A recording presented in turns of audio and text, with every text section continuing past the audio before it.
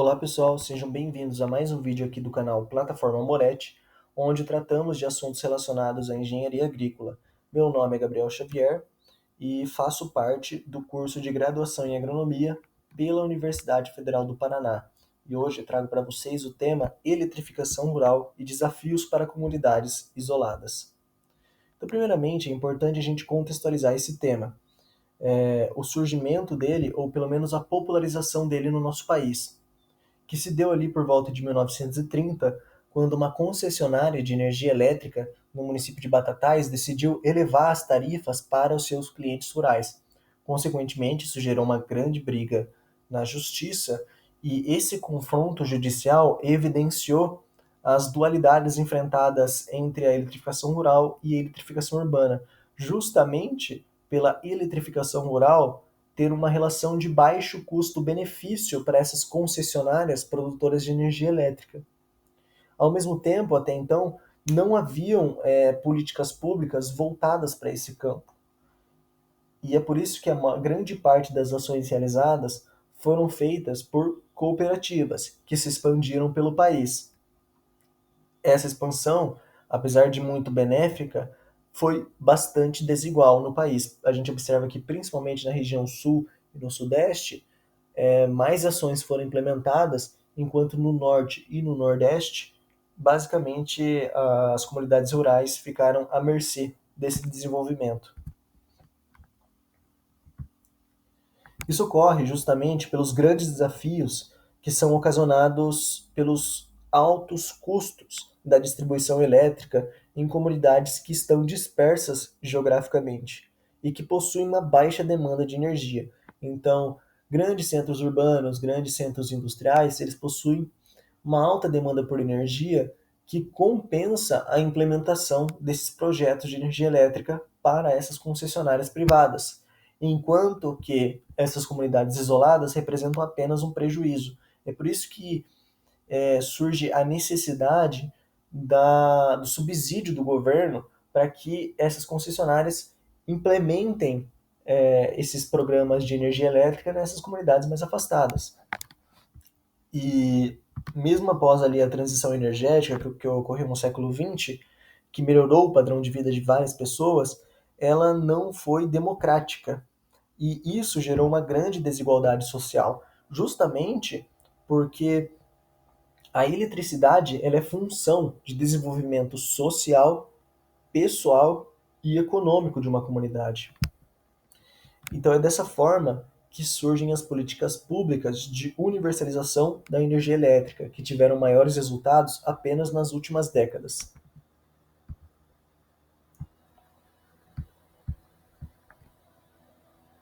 Esse é um quadro retirado do material didático do professor de Energia na Agricultura da UFPR, que exemplifica bem a dificuldade que o agricultor enfrenta em aderir nessas iniciativas. Então, primeiramente, o produtor ele não tem recurso financeiro para implementar energia elétrica, logo, existe uma baixa eficiência produtiva e um baixo retorno financeiro, que o mantém na mesma condição de não conseguir utilizar a energia elétrica.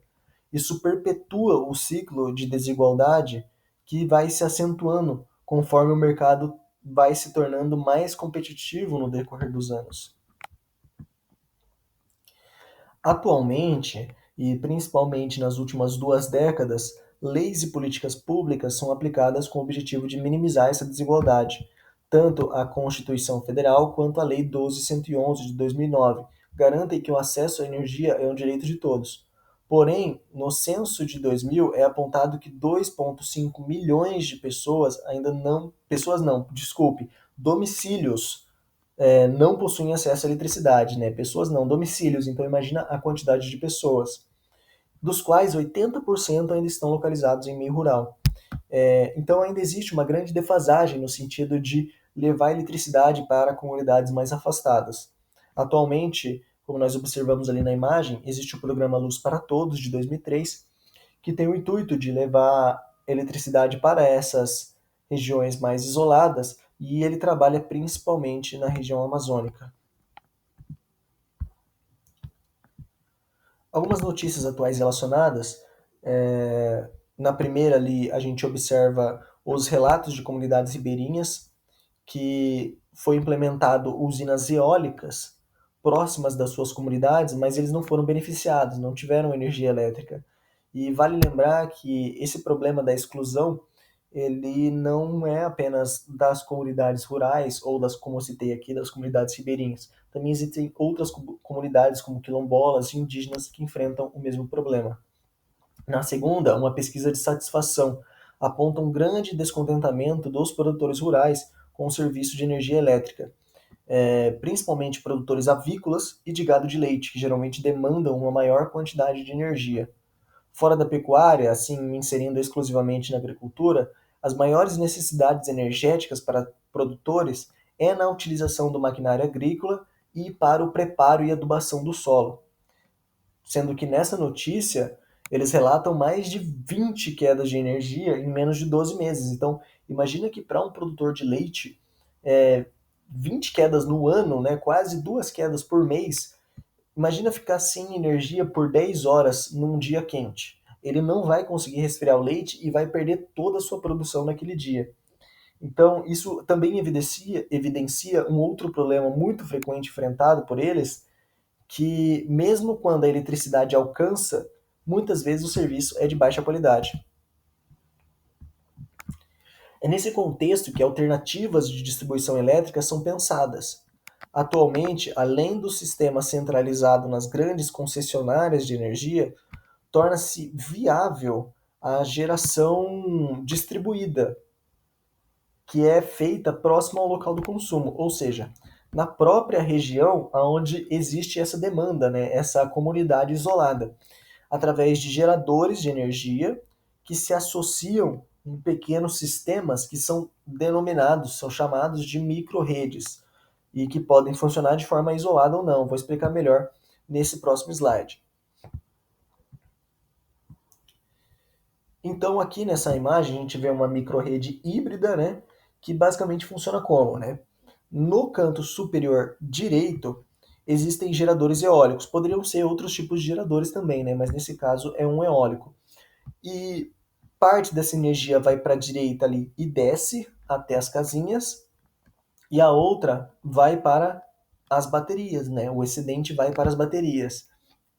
Se as baterias elas estiverem muito cheias, aí o excedente vai para um tanque de resfriamento, tá? Que serve para assim manter estável esse circuito, tá? Ou seja, quando o gerador eólico não funciona, a energia utilizada provém das baterias que ficaram armazenadas e vão para as casas. Isso dá uma maior estabilidade para o sistema. É assim que ele funciona basicamente. E logo abaixo ali do gerador eólico, a gente vê uma máquina a diesel, tá? Com um gerador que hoje em dia, inclusive, assim, não é tão recomendado pelos altos custos de manutenção e também pela necessidade contínua de abastecimento de combustível, mas também poderia ser outros tipos de geradores ali, né? Cuja função é basicamente trazer também maior estabilidade. Então imagina que não tem energia sendo produzida pelo gerador eólico, não tem vento, também acabou a energia armazenada nas baterias, aí você pode utilizar um gerador secundário. E aqui nesse caso é um sistema híbrido por possuir esses dois tipos de geradores, mas existem na literatura, por exemplo, casos onde eles utilizam 3 geradores diferentes, né? Então, esse sistema ele pode ser melhorado, tá? Essa aqui é apenas a forma base dele. Então, quais geradores eu poderia utilizar? Eu já citei o eólico e o motor a diesel, mas sem dúvidas o que tem sido mais implementado são os geradores à base de energia solar. Nesta imagem vemos um receptor solar que recebe os raios do sol ali, né? E ele pode ser feito de vários tipos de materiais diferentes, mas o seu objetivo é acumular energia solar, acumular o calor, e dentro dele um líquido é aquecido que pode ir tanto para o armazenamento térmico, como a gente vemos ali no meio do sistema, quanto para a turbina, né? Aonde o vapor gerado por esse líquido transforma a energia mecânica em energia elétrica. Naturalmente, existe também um condensador, com o mesmo princípio daquele que vimos na imagem anterior, daquele tanque d'água que vimos na imagem anterior, para que o sistema não exploda, né? O condensador alivia essa pressão e resfria a água que retorna para os receptores. É uma ótima fonte de energia, porém não funciona durante a noite e necessita verificar se há insolação suficiente na região.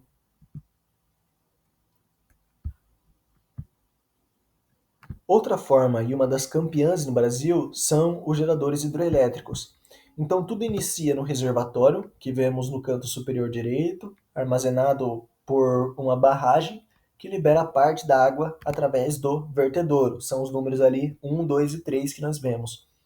Mas não é ali que a energia é produzida, tá? Muitos acreditam que a energia provém daquela queda d'água, mas na realidade ela é conduzida pelo canal de adução ali atrás, pelo número 4, que regula, que vai regular a quantidade de água através de uma comporta que vai para a turbina e para o gerador, que vemos ali na figura 7 e 8. A principal dificuldade desse gerador é a necessidade de recursos hídricos disponíveis ali próximos ali à comunidade, né? Então é necessário fazer um dimensionamento de uma bacia, o dimensionamento de um rio, para que você consiga implementar um gerador hidroelétrico. Aqui nós vemos a base de um gerador eólico, que possui um funcionamento relativamente simples. Na parte esquerda temos as pás de vento, que transmitem energia mecânica para um multiplicador de velocidade, que vemos ali no meio de todo o sistema. Esse multiplicador de velocidade intensifica o giro, que vai para o gerador elétrico.